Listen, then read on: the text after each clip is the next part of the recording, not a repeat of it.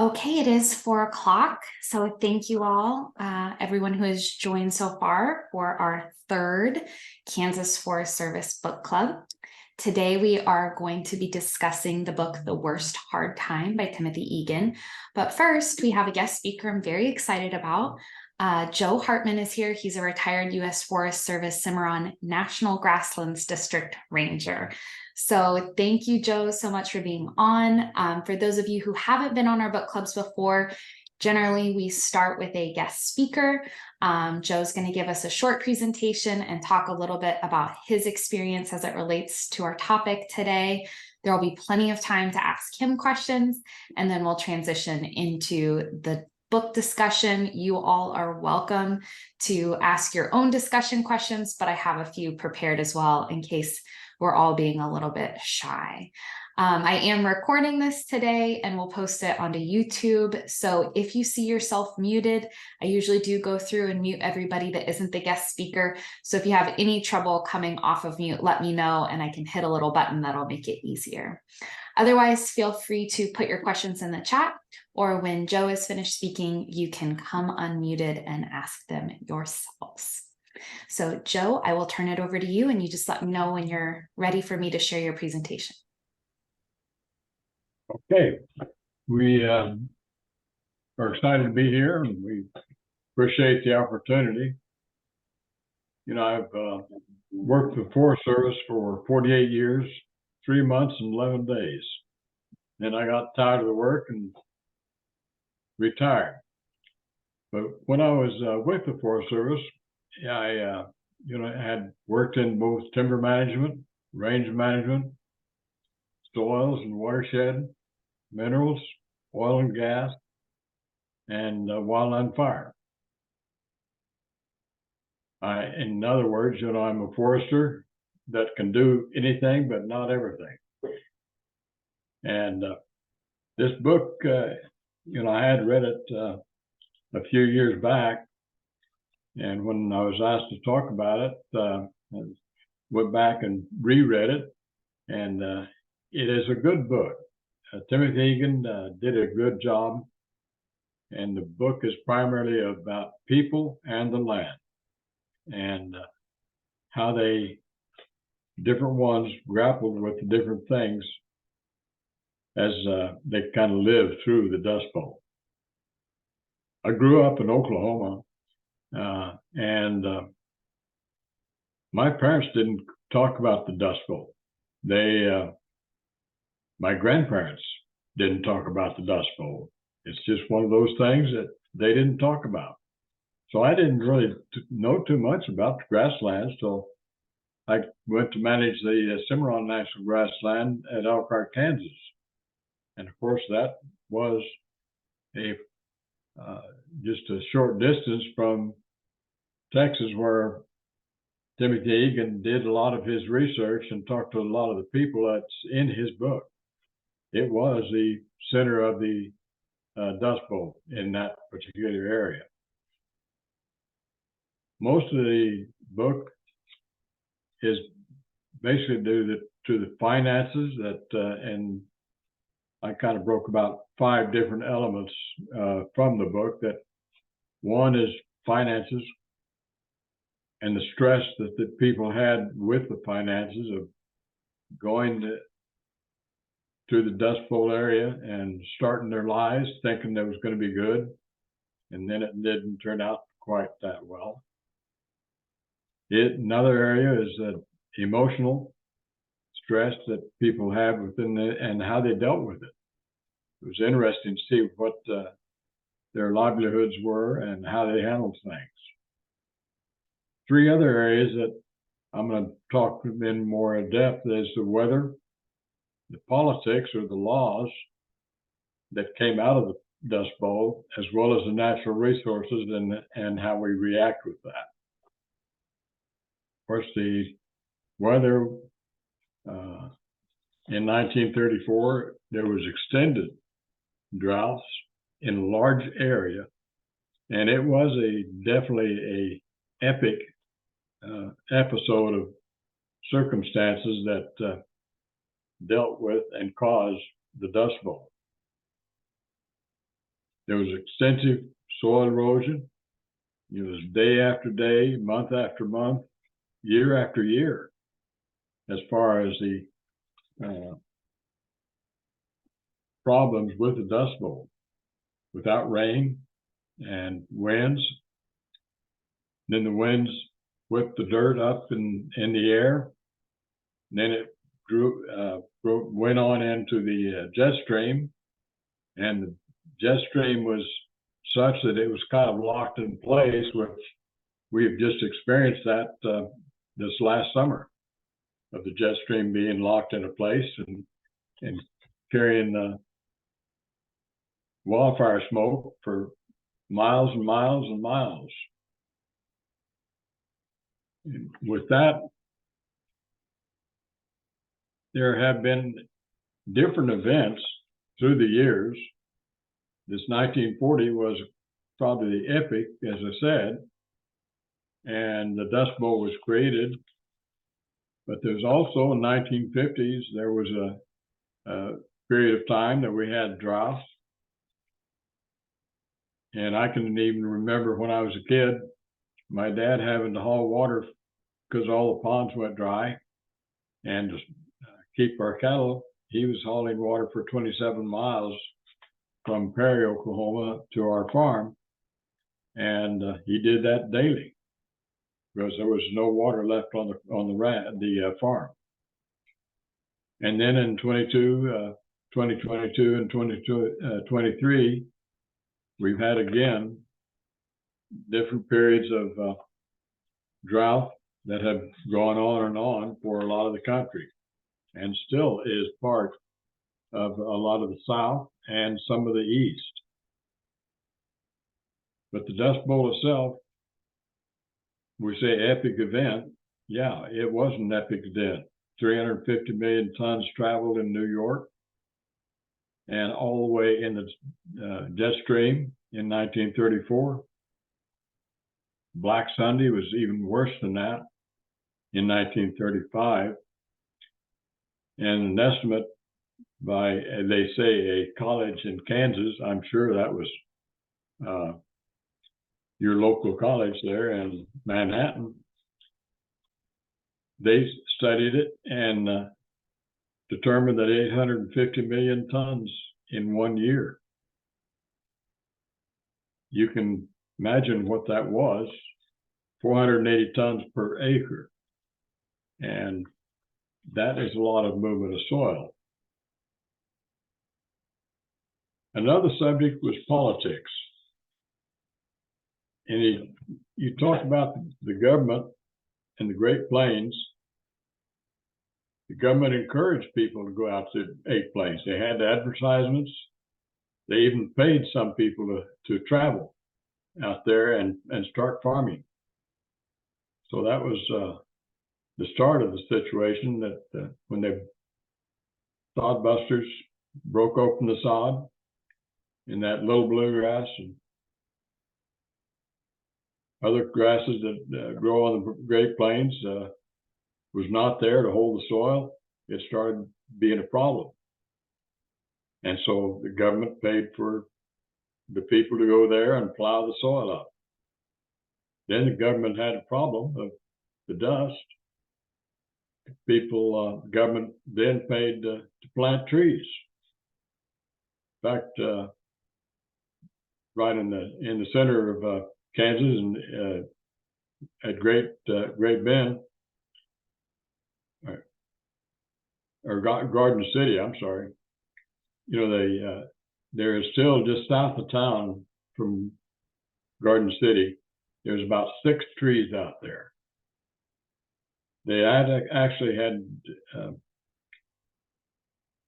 put in a nursery in the Great Garden City area, and had started growing trees for the farmers to plant to try to stop the dust from blowing. It didn't turn out too well, and I think there may be other areas of those trees, but at least those not trees that are on Garden City, I think they were cedar trees. but was about 6 of them a number of years ago that I still saw out there that was remain of the nursery that they took in. There was actually a national forest designated in that area. It didn't last too long because the trees kept dying, and they decided that's not a place for a national forest. So they closed it down and sold the land back to private entities, and they went on their way. One of the other things that dealt with politically what was going on is Roosevelt was president. He was a great man as far as wanting to do things for natural resource and caused a lot of things to be accomplished. But the reality of it is that he was also a politician, and he wanted votes. He was coming up for re-election. So he was very willing to give some programs that he put together to where he would get votes, pure and simple. And so that's why he was backing some of the things that happened after that. You know, when the dust came into the Capitol in D.C., and Bennett was talking to the Congress about it, and he kept them there at the meeting until the dust rolled in, and they saw what a situation was and how bad it was. Within 48 hours, they had passed a new law that established the Soil Erosion Service. That, I think, came into being of the later Soil Conservation Service. But can you imagine our present Congress having been able to accomplish anything as far as passing a law in 48 hours? I think that would be a little stretch for us these days. But that was the extent of the Dust Bowl having to politics as well as people. They acted fast once they saw how bad the problem was.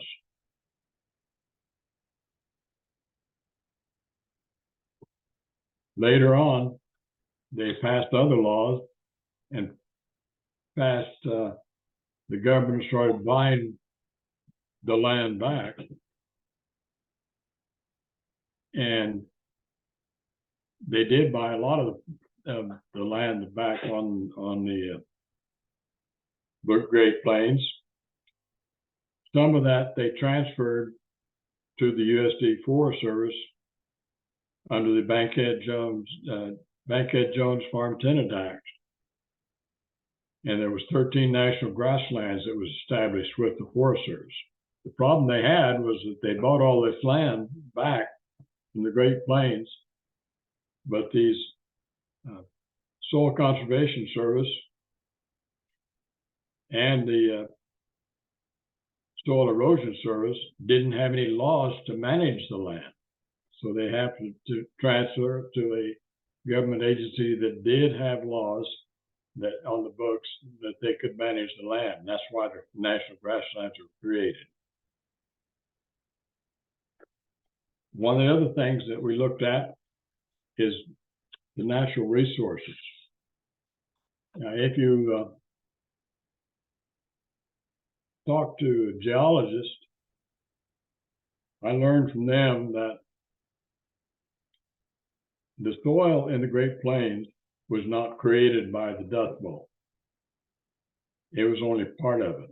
There had been and still is a lot of soil erosion, but not the epic event of the Dust Bowl. And with those studies, they have determined that the soil in a lot of the area in Kansas, Texas,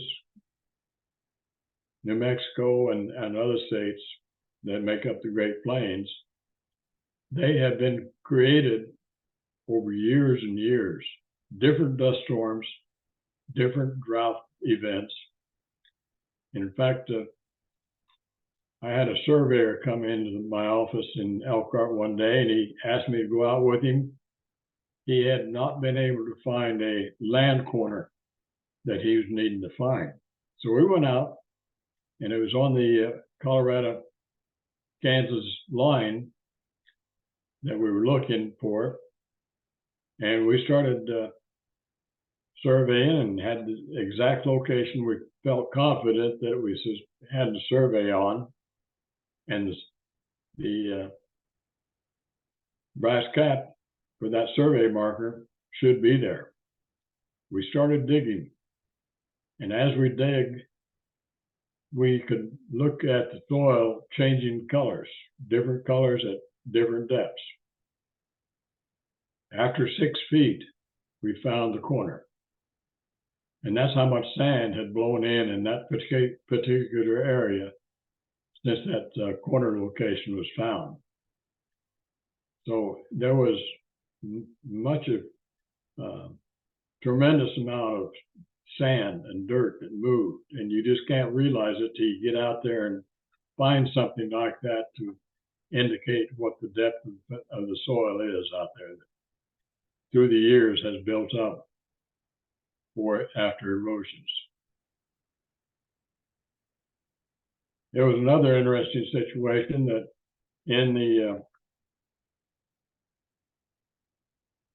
we had some wildfires, and the extension agent, it's actually the research station down in Texas, government research station down in Texas, came in and did a study after we'd had a wildfire. And it was during a dry period. So we had the drought along with it, and everything was blowing.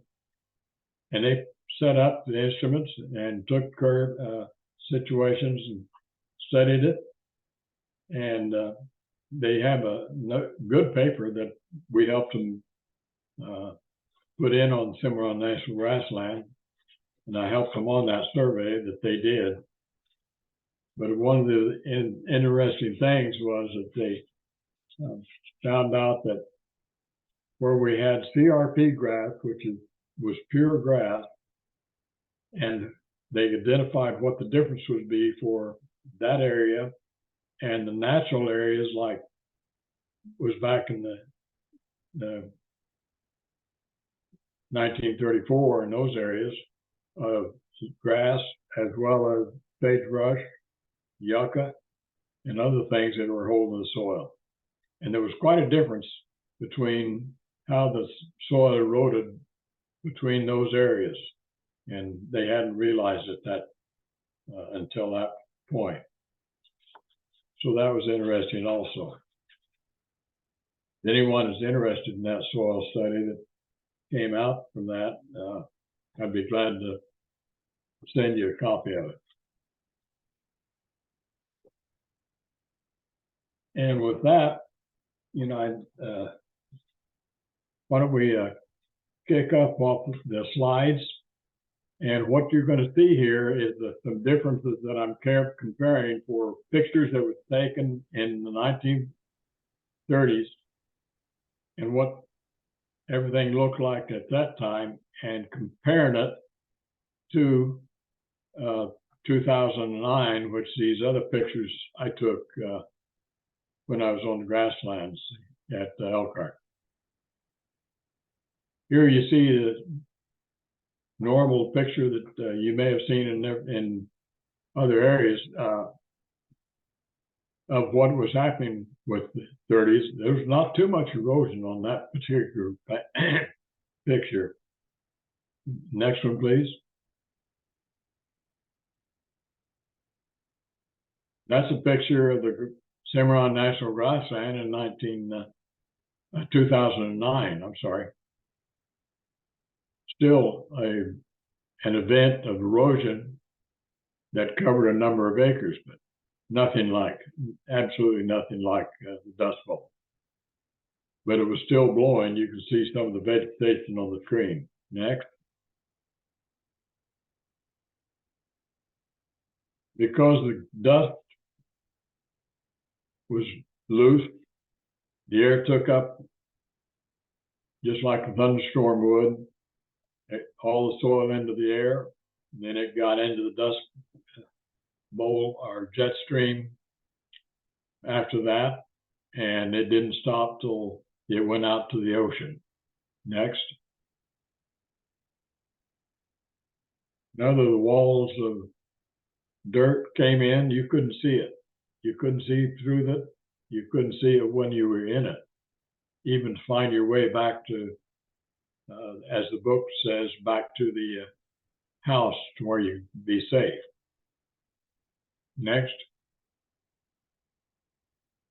Another, you can see that rolling in, and we've had some storms like that in recent time, but nothing to the extent of these that would come from North Dakota, South Dakota, Nebraska, down into Kansas, and on into Texas. Next.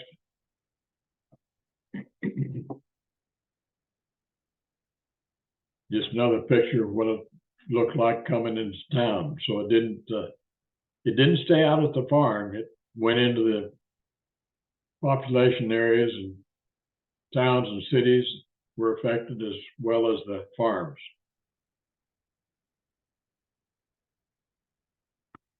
Next.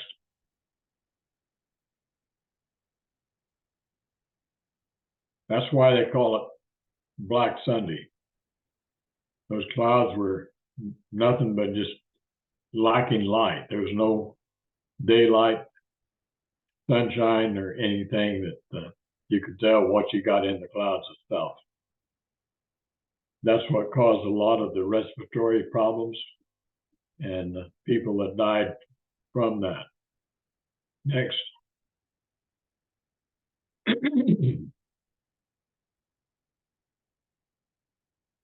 Same situation on the bottom part of your picture there. You can see the lights in the houses completely engulfing them. Next.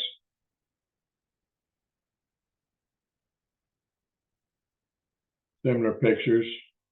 Next one.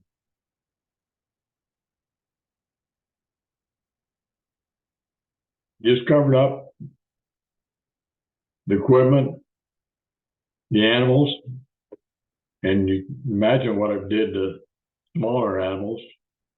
They couldn't survive that either. We dug one of the large tractors, that steel wheel tractors that they show in the pictures there. We found one down in the Cimarron River and dug it out. It was completely covered. The only reason I found it was that we found, when we walked out there, we could see the top of the stack of the engine muffler, and was able to dig it out. And it's there on the river as you go out north Elkhart on the recreation area, and it's on a slab of cement, and that's the type of tractor that they had to do their work with. Next. That's a picture of that tractor.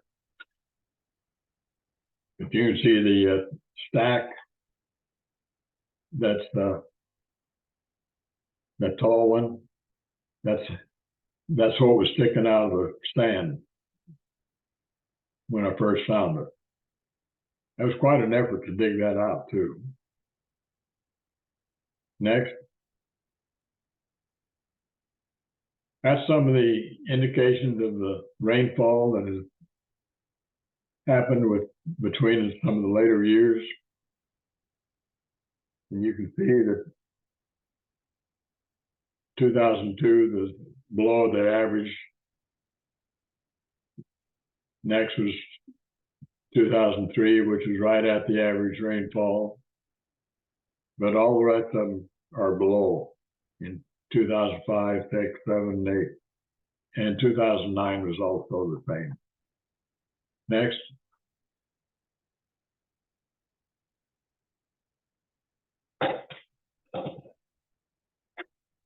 The first district ranger, he had been actually hired with the Soil Conservation Service.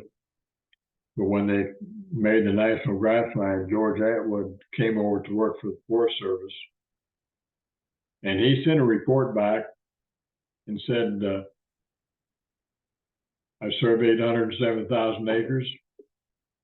And I found 6,000 acres to have vegetation. By vegetation, I mean the occasional yucca or sagebrush. And that's what he started with. Next.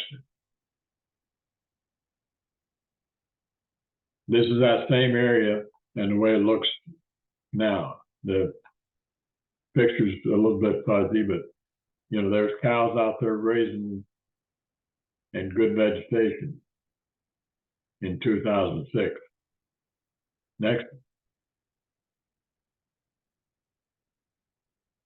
Some areas in 2009, because of that drought that we just saw in the previous slide. And we could say the same thing as George did.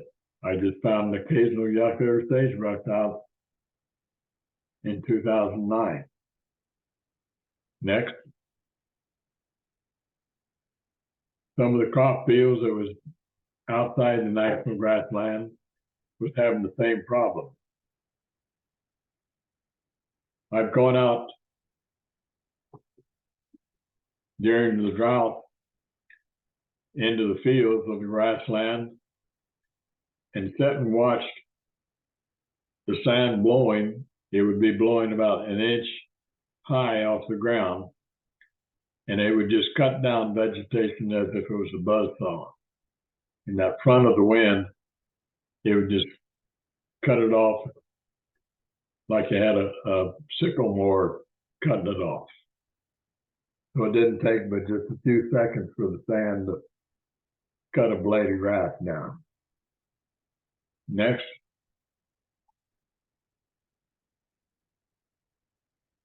There's some of that area where you have that kind of vegetation being cut off. Next.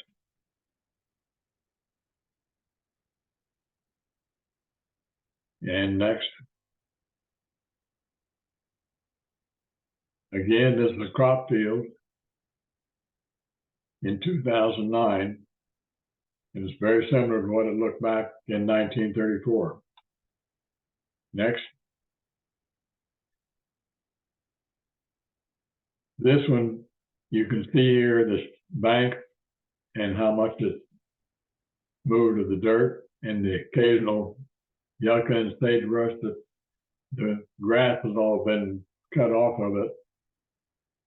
Here's a mound of grass or soil rather that still, that was the vegetation on top. Here's a yucca plant. Just from their kneecaps, basically, is where it should be or where it was, the soil.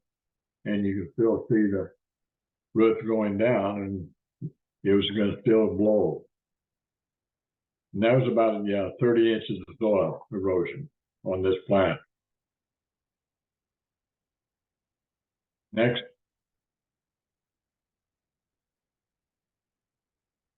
Same way as grass.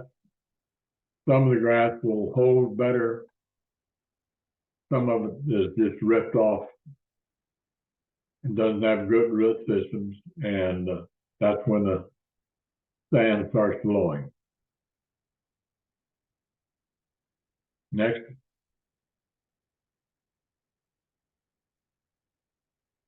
But the grass does come back, and you have to plant it. And that's what they've done in more recent years with better plowing methods, better grazing methods, improved soil erosion methods. You start all the mid grasses and the short grasses buffalo and blue grama that'll hold the soil. And that's what they had to do in the 1934. And that's what we've done in more recent years when we've had blowouts, as we call them. They're not whole states, but just local areas. You can go back in and with proper methods and good care and good management, we've learned how to keep the soil from eroding anymore and how to do it right to where it will save as much soil as we can. Next. If you don't, this is what you end up having. Next.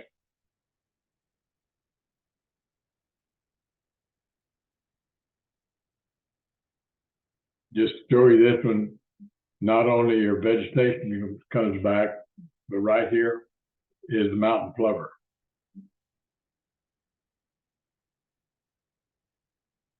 And they actually like that because they can find the grasshoppers and get to them pretty quick. Next.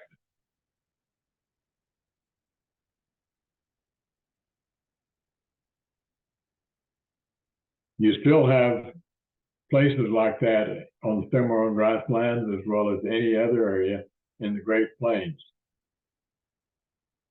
And it just goes to tell you that Mother Nature has always had these blowouts, soil erosion. It's part of the Great Plains, but you just try to manage where you limit them as much as you can. Next. One of the things the blowouts do find is that you can come to find the Indian artifacts like this one here. When the vegetation blows away, they're exposed and they don't sink down the sand as much when they're larger like that. And kind of neat to find them in the blowouts.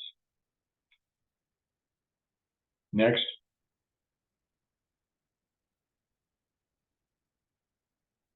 This is our favorite plant,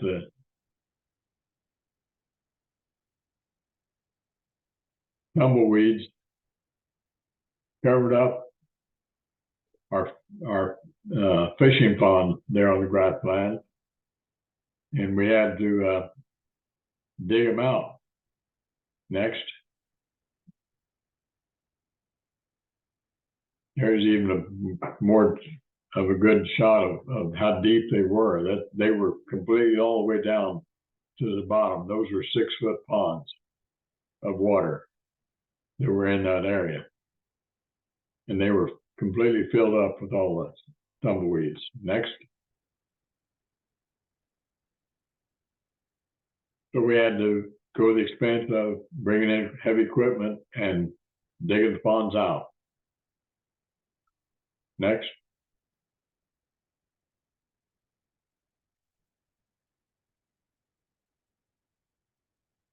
This is a costly process to rehab these type areas. Next. And it takes a John Deere tractor to do it. I'm a John Deere fan. Next. Grasslands are the green areas here. And the critical areas that we had affected on the drought in 2009 are these colored areas here and here. Next.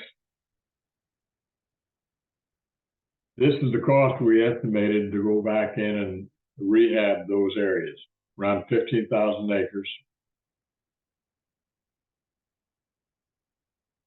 $20,000 for surveys, mapping, another $20,000, re-vegging, $1,000 an acre.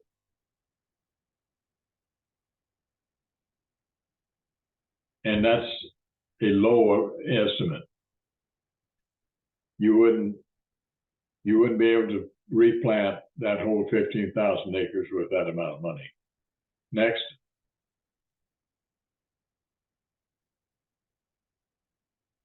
But in 2010, after the surveys were finished, revegging it around $80,000. That would be vegetation, grass, mulch.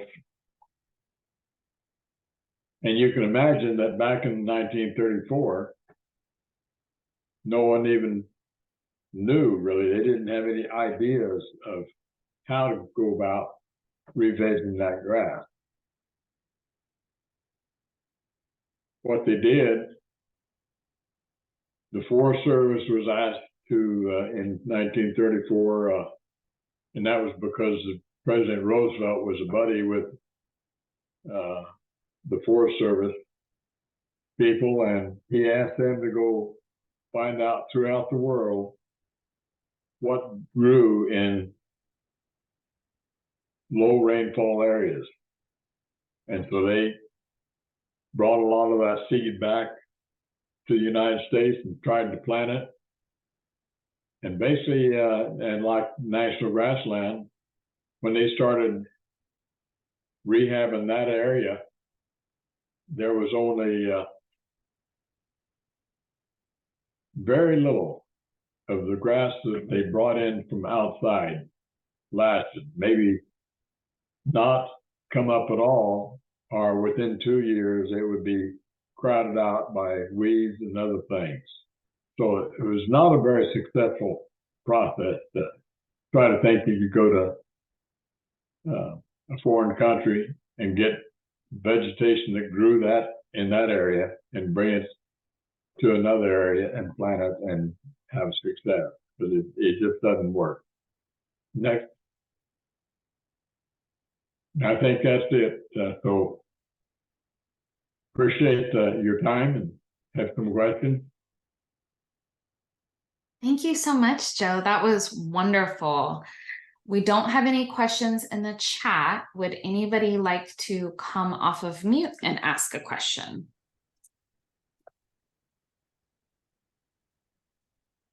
Oh, Matt says, thank you for the great photos.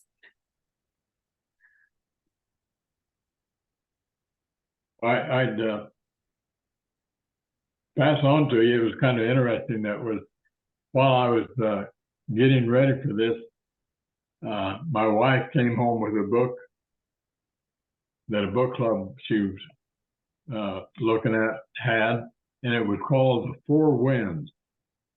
It was very similar to what Egan did, but it was a fictional history. In other words, it was the history part of it was correct and historical. But onto that, he wrote a book with fictional people in it. And the point of the book was to show how not the effects of the grassland or the drought and effects of the Dust Bowl, like Egan did, but to show the real sorrowful story of the people that were called Okies, whether they came from Kansas or Nebraska or Texas. Those people went back to, a lot of them, California or other areas. The amount of discrimination is what he talks to in this Four Winds book. And it was by Christian Hannah. And she wrote what those people, what effects they had trying to travel through the country and being denied food or to go in a restaurant like anybody else. And they were just looked at as trash people because they were poor. And they run into quite a different atmosphere. And it was kind of interesting, that kind of a side effect of the Dust Bowl. Yeah, and then absolutely. Of course, if any of them you have looked or caught the Dust Bowl by Ken Burns on the public radio system, They have both the CD from the PBS series, as well as they wrote a pretty good book, and it's a nice book, big, thick book. It's more pages than Egan's book, but it has a lot of pictures and events from that book that Ken Burns did, and Dayton Duncan was the writer of the book. He writes a lot of the books of Ken Burns films. You have a chance, those are interesting books. Thank you for sharing that. I know several people mentioned that PBS documentary to me when we were starting this book club, so it's got a good reputation for sure. But Ken Burns had actually talked to Egan about his book, and he interviewed him and got a lot of good ideas from him. So he was kind of carrying through Egan's book and carrying it into his own documentary that he made up. It was interesting to work with those films and see how the filmmakers did it. And I had a number of days I went out with them to show them different things on the grassland. And a lot of that movie or documentary was from the National Grasslands as well as other grasslands. Awesome. For those of us that work at the Kansas Forest Service State Office, rumor has it Jason has a copy of that DVD, and maybe he would let us borrow it sometime. Well, thank you so much, Joe. He's going to stay on if anybody has questions for him. Otherwise, we can transition into the discussion of the book. I thought this was a really interesting book. Being a Midwesterner, I learned a lot of things that I didn't know about the Dust Bowl. My first discussion question for us, and you can come unmuted or put it in the chat, whatever you feel comfortable with. You know, there were a lot of things that sort of created this situation that led to the Great Depression and the Dust Bowl. Do you all feel like those were unforeseen events that kind of created this perfect storm, or were they all really caused by people? I mean, are people to blame for this situation of the 1930s?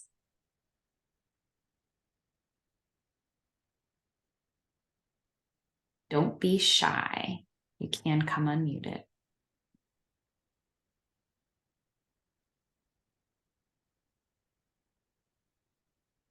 Oh, sorry. Looks like I'm in a really bright room.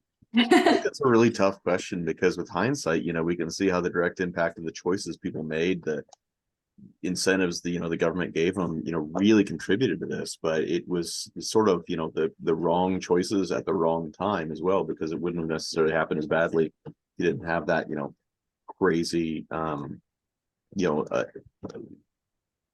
guess climactic setup to it. So, it is interesting that I think we had a lot of the same farming practices across the country at that point. It's just in this part of the country that it got really, really, really bad. So I guess I'd be inclined to think it's sort of that synergistic thing, but really it was people using the wrong sort of practice, or the practice everyone was using in the wrong part of the country. So I'd say maybe 60-40. That's a very diplomatic answer, but I think it's really fair. It is a lot easier for us to look back and be like, shame on you. But, would we have necessarily done it differently? Perhaps not.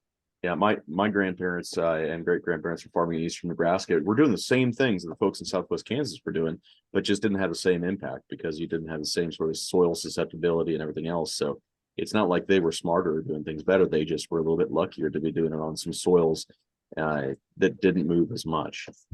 Yeah.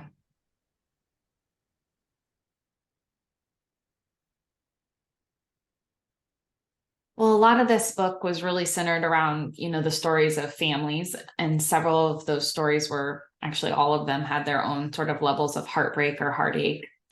What characters did you all find most admirable, or what stories did you identify with or think were the most interesting from the ones that Egan highlighted?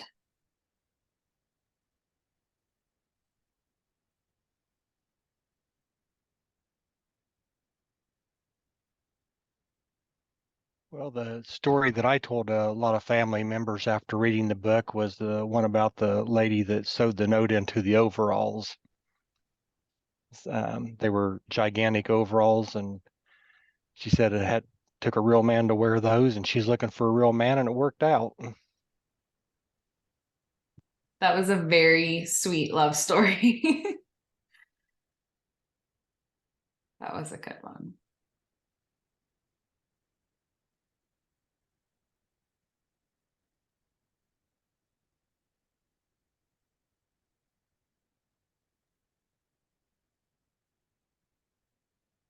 So it was hard for me because I think there's a huge number of stories that are just heartbreaking in this. I'm trying to remember the name of the cowboy who came down into Texas and knew that the grassland should have been plowed up and still kind of went along with it. And I think it's tough. We like to identify with those that you think if I would have been there that time, I would have also been like, I knew we should have been doing this, been doing that, but I think it's more likely that I would have been one of the folks who was just trying to say eternal optimism. I'm going to go ahead and plow up a little bit more, try a little bit more this spring and go. So I wish I was the guy who could have said, I knew we shouldn't have done this, and I told people we shouldn't have done this. But I'm probably more like the farmer who, I forget that the little town in Nebraska, it's not there anymore. I'm probably driven through there, but the one who's like, "Yep, I don't know how I'm going to make it, but I'm going to keep going forward as if I'm going to," and just eventually ran out of steam, and the town dried up and blew away.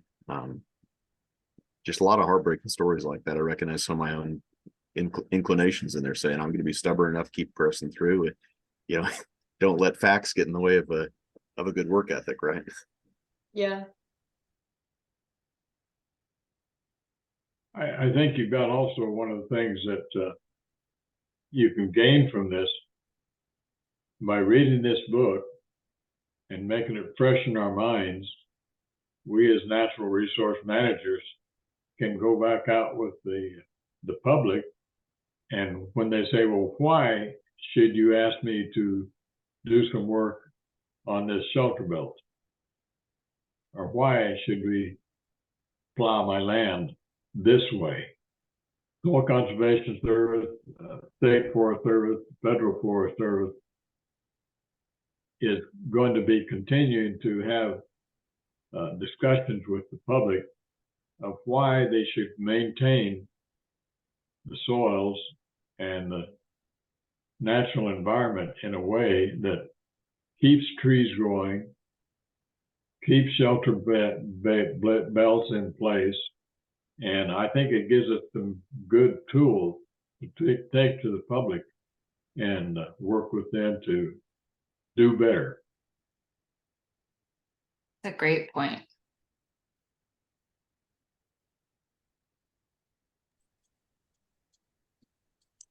Can you hear me now? Yeah, we can hear you. Hi, Joe. It's Jerry Klein. Well, hey, Jerry. I found a great opportunity to catch up with you on Zoom, so that's really nice. I had the Jerry, pleasure of working. Go ahead, Joe.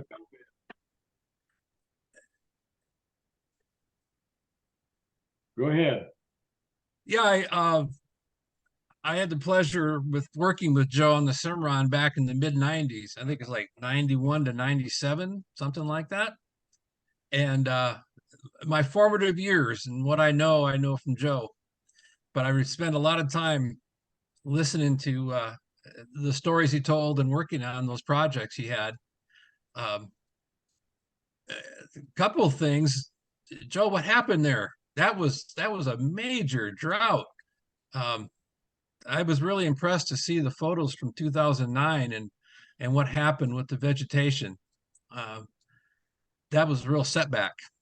That had been pretty hard to watch happen, but I hope gratifying to go out and rehab that ground again. Yeah, it just proves the point that regardless of how much we do from a management standpoint, because these events in the Great Plains have proven, and we now have studies that tell us that, we need to listen to those studies. This sandy soil will have a situation of drought or wildfire, and it will continue to blow in smaller areas and smaller groups than the Dust Bowl did, because we've got better land that will hold. But we are going to continually have that, because that is the ecosystem that we're dealing with. And we can't make that ecosystem any different. So we need to work with it and work with Mother Nature, knowing that these things are going to happen.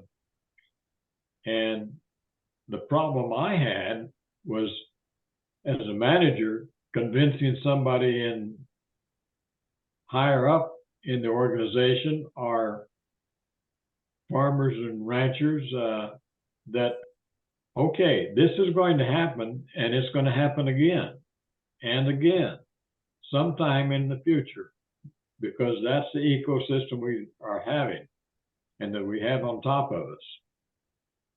And we can't prevent it. It's going to happen. How are we going to manage for that? So it is least amount and go expend the monies for it. An example, after a wildfire on the Grasslands, we had a recreation area down there, and Jerry helped build part of it. Overnight, enough soil got to blowing after that wildfire, and it was around, and the fire went through this campground, so it was bare soil everywhere around that area. And what happened was that even some of our picnic tables were not there the next morning. They were completely covered up. Wow. I sent in a request with pictures the next morning to the higher ups. And one of the responses I got from the Denver office, regional office, was a comment that, well, that's too bad. Maybe we ought to do away with the recreation area. It'd be cheaper. We as managers can't have that kind of attitude. The public deserves better. So we've got to fight for the public that we help manage and convince people that of how we should manage. Another example is that we had windstorm one night. Forest supervisor was out on just a tour, and he and I was headed out towards the evening. It was about 6 o'clock, and he headed back to Pueblo. And it was starting to have some wind at that time. He talked about how good the grassland looked and good job I was doing, and yada, yada. Next morning I got up, and what we had was 27 miles of fence line buried, gone. The winds had came up, the soil had started cutting loose, and we lost 27 miles of fence line in 12 hours.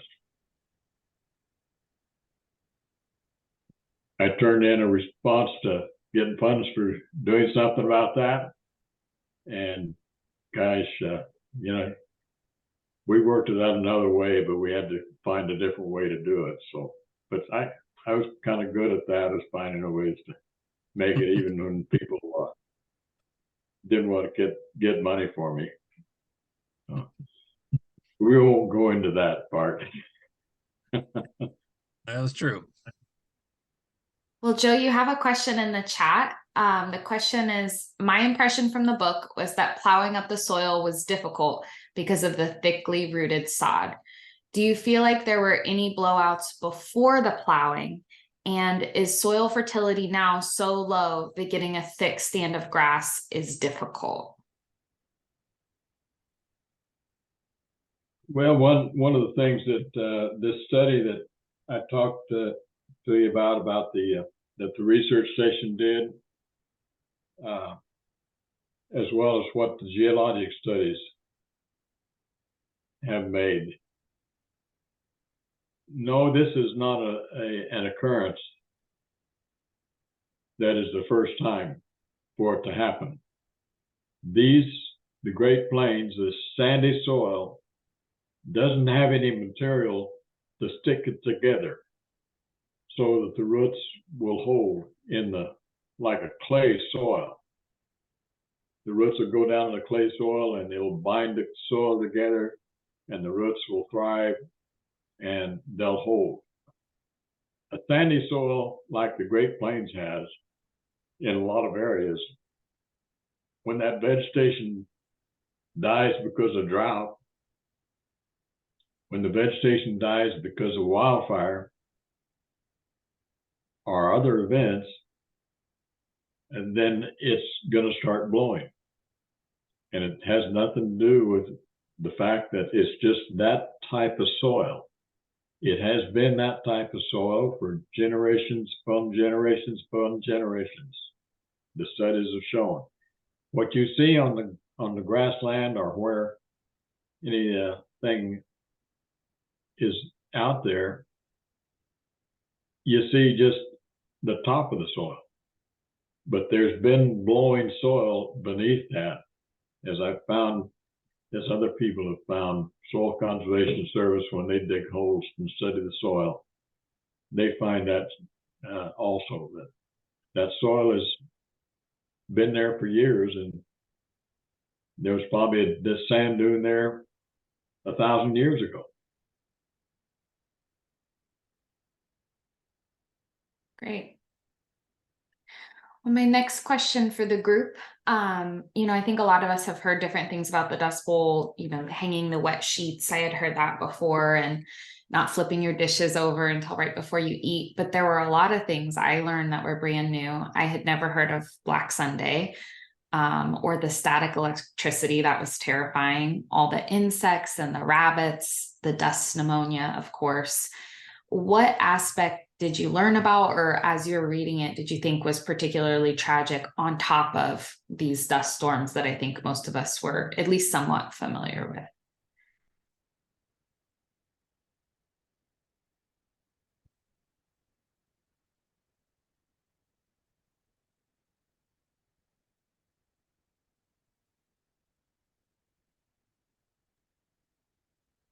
Well, I guess I thought adding a plague of locusts on after all those years of drought when they finally got some stuff was pretty demoralizing. And then on the locust, seems like there's one time in an audiobook I heard a comment about that the reason we haven't seen any is that maybe their place of origin in Colorado was kind of plowed up during farming, and those aren't really that species isn't really around so much anymore. Is there any insight on why we haven't had the locust plagues?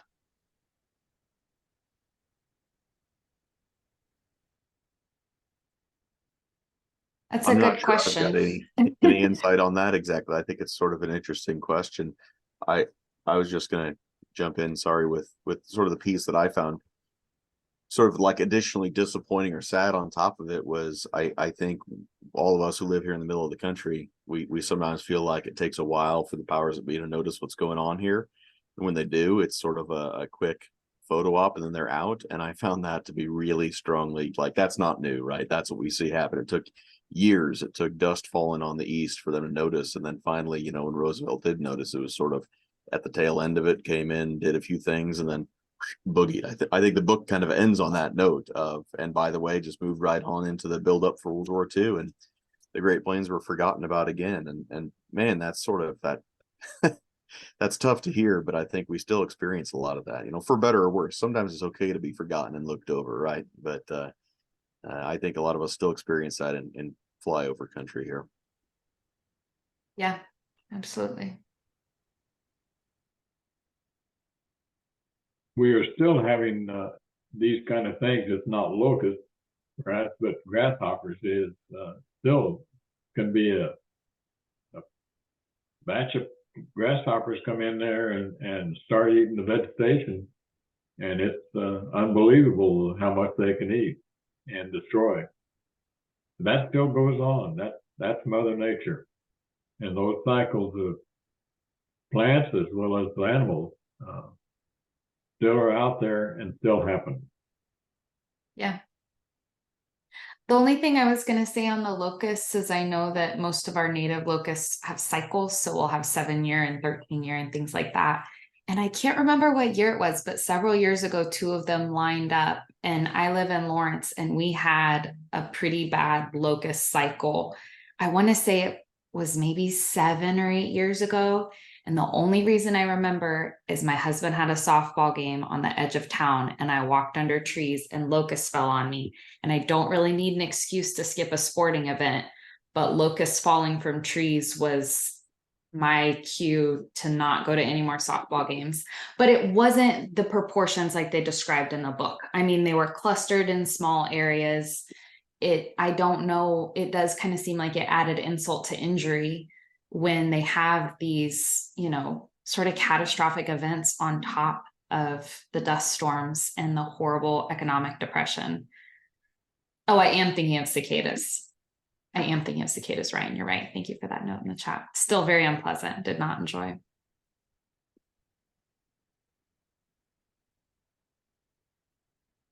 I think for me, Black Sunday was probably the worst part of the book, just because they had that glimmer of hope of nicer weather and you're cleaning your sheets and you're driving back to town, and the emotional toll of being in a situation like this for so long. And then you think you have one nice day, and then to end it with such a horrific storm that seemed particularly harsh.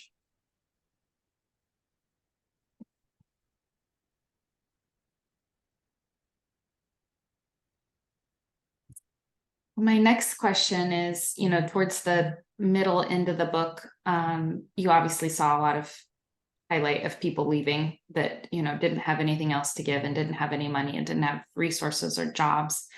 But a lot of people stayed. Why do you think that people were so committed to staying that did stay? And do you think that that has any effect on our current kind of Midwestern culture?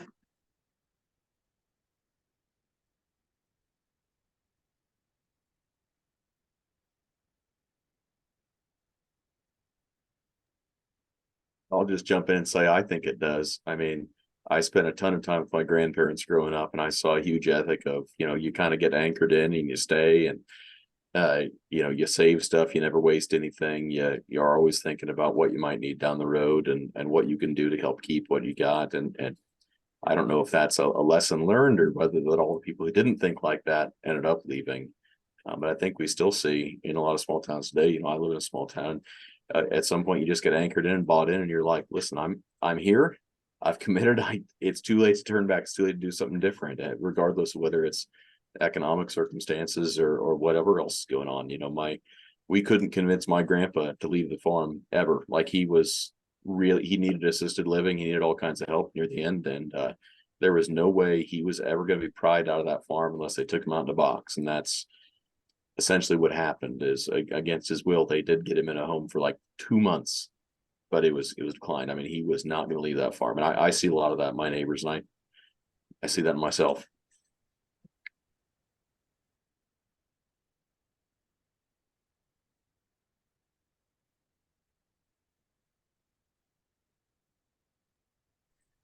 I would come at that from a little different direction. One of the things that, and it's been several years since I read the book, but one of the things that I thought about, having lived there for a while, was the number of people who lived there back in the late 20s and 30s. I was amazed at the population density of Morton County and the size of the towns. Couple towns that I can't name offhand that aren't even there anymore, and how that area seems to support a lot more people than even it does now. I mean, the population there now is a much smaller fraction of what it used to be there. And if not for oil and gas and the development that brought in and the support that required, maybe maybe that part of the country is that's the carrying capacity of people there, and it was exceeded, and it's been brought back to more of a balance now with what that land can support and what people can do there.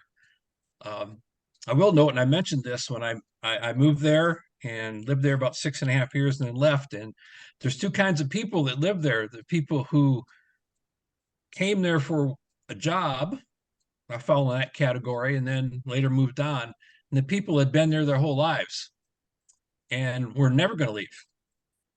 And as mentioned, that's there's roots that go pretty deep, and some places are just like that. There may be other. Everybody feels at home someplace, and a lot of people feel at home there. I think that's what kept a lot of those folks there, but a lot of them did leave when it came time to find a better, greener pastures, and especially when the government's waving a check at you saying, we'll buy your property, hit the road for California, pick oranges, or whatever they did. Yeah.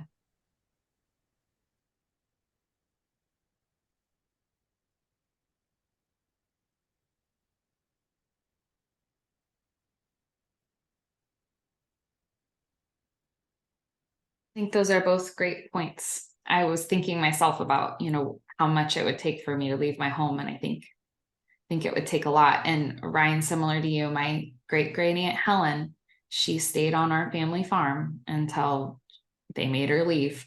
But she was like 89, fixing fence and chasing cattle, had no business out there.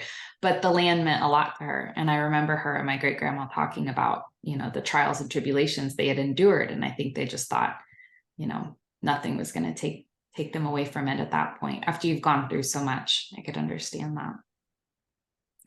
Well, the last question that I have, go ahead, Joe. I think we can correlate that situation back then and the people saying, I want to stay here. I've lived here my whole life.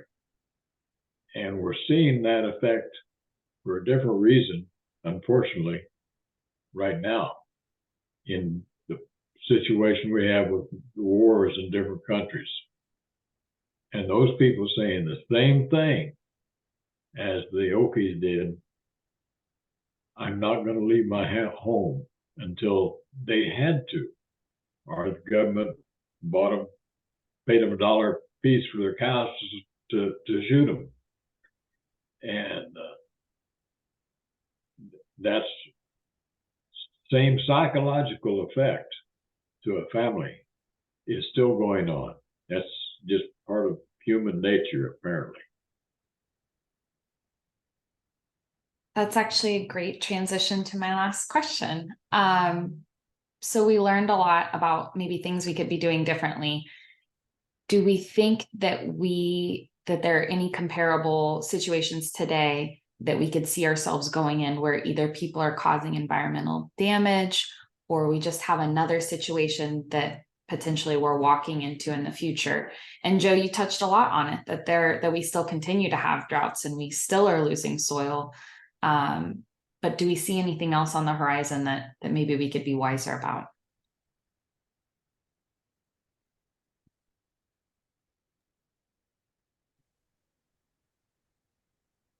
I think one that's probably on a lot of our minds has been discussed in Kansas for a long time too, is the situation of groundwater. Oglala Aquifer, we're coming to a critical point where people have got to decide what we're going to do with that and how we're going to survive. And I see a lot of parallels there. Is what are we going to do and how are we going to deal with this? How are we going to deal with declining levels? Is voluntary conservation going to work? That's the one that jumps out to me.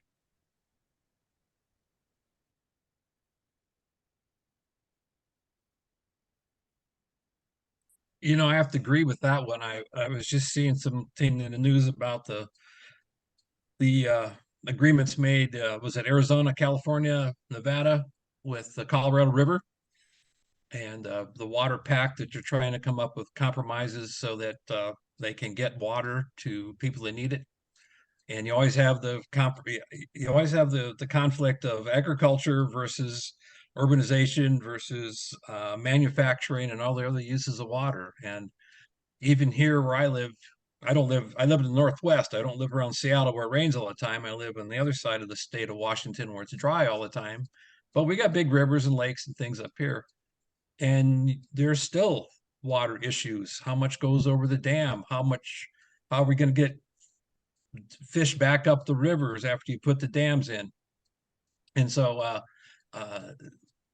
water water in the West is the factor that seems to govern all decisions and will into the future, and especially as climate changes and water becomes even more important with a still increasing population. It's going to be a water thing.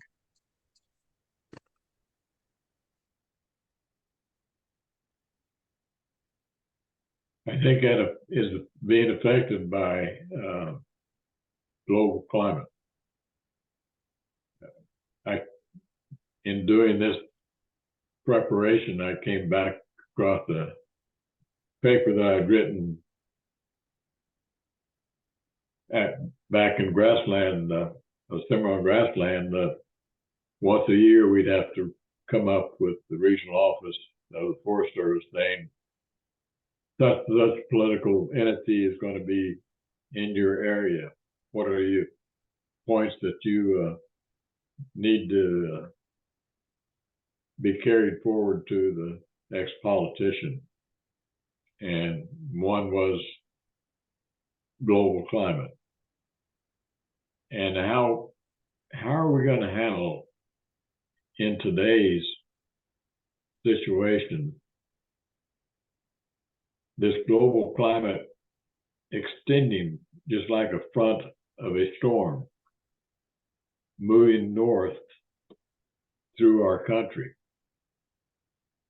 And how are we going to deal with that from soil management, water management, and the changes that is going to come that are drastic, not only on the seashores where somebody's houses are going to be no longer on the cliff to give them a nice view, but out here in the Great Plains, there's going to be changes too.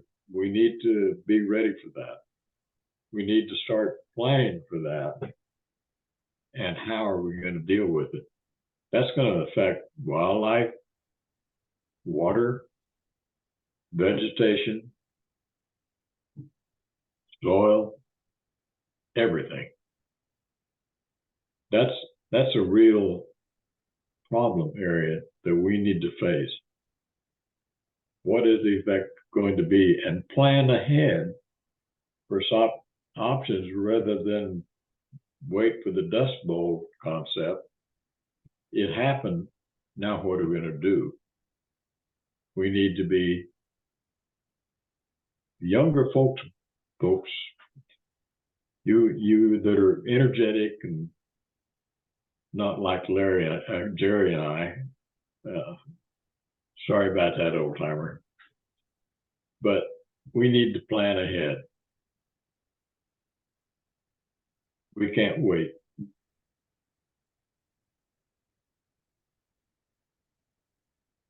Absolutely.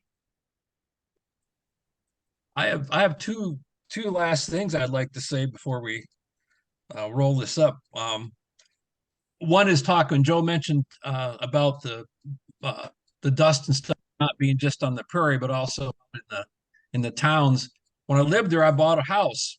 It was built in 1929, and as I was remodeling that house in the mid 90s, we would open up the interior walls, and of course, there's no insulation in the walls. But especially around the windows and doors, you would pull off the inside of the wall, and in those cavities, I'd find 4, 5, 6 inches of prairie dust, just talcum-like dust that had blown in over the years during that time into those cavities, just leaking everywhere. There was no, as you could see in the book, and they talked about the dust permeating everything. That certainly happened.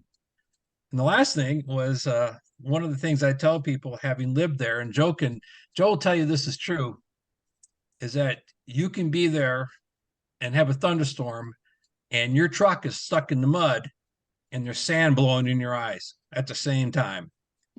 And that's the kind of place that Cimarron is, Southwest Kansas can be. So.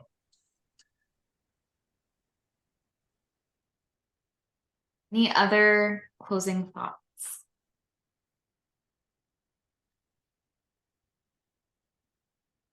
That's a good note to end it on.